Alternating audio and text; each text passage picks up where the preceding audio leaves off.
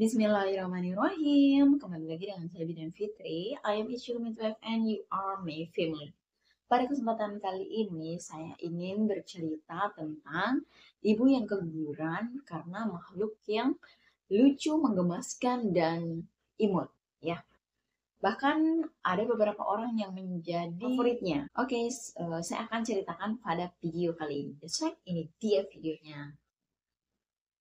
Oke, kemudian paginya itu ibunya keluar jaringan ya. Waktu dia sementara kencing, jaringan itu juga keluar dan jaringan itu lumayan besar mengingat usia kehamilan ibunya baru trimester pertama. Kita nggak tunggu apa-apa lagi, setelah surat rujukannya selesai pagi itu langsung dirujuk ke dokter ahli kandungan. Sesampainya di sana di USG dan ternyata hasilnya itu sudah tidak ada ya.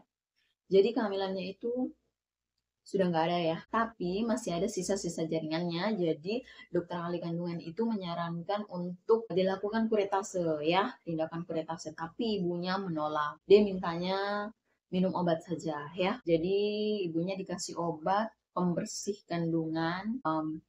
Itu obat itu diminum rutin sampai kandungannya bisa bersih kembali ya. Dan ibunya disarankan untuk KB dulu untuk mengistirahatkan kandungannya ya. Nah, pastikan kita bertanya-tanya apa sih penyebab keguguran ibu ini. Jadi, kemungkinan besar ya, penyebab dari keguguran ibu ini adalah karena kucing ya, karena makhluk halus yang lucu menggemaskan itu ya. Kenapa bisa dari kucing gitu ya.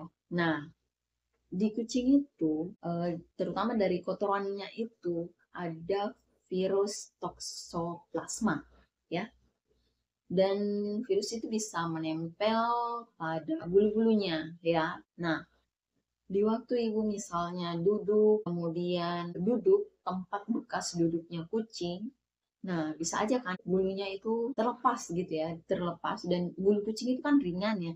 Dan virus itu sangat amat kecil sekali. Bahkan itu hanya bisa dilihat dengan mikroskop. Kalau dengan mata telanjang seperti ini nggak bisa kelihatan ya. Bisa jadi sewaktu kucing itu duduk di sofa misalnya, kemudian ibunya ini juga habis itu duduk lagi, nah bulu-bulunya itu terbang misalnya ya, terbangan, terhisaplah melalui pernapasan ibu ini. Jadi masukkan virusnya. Nah, virusnya ini lumayan berbahaya ya, apalagi untuk ibu hamil, bisa menyebabkan keguguran virus ini. Jadi satu yang saya sarankan sama ibu ini, jika memang setelah masa pemulihan ya, minimal 6 bulan, itu kan diistirahatkan untuk tidak hamil dulu ya, ber-KB dulu, berada di lingkungan yang tanpa kucing. Terserah ibunya mau ngekos kah, mau pindah rumah di mana kah gitu ya. Pokoknya nggak ada kucing ya.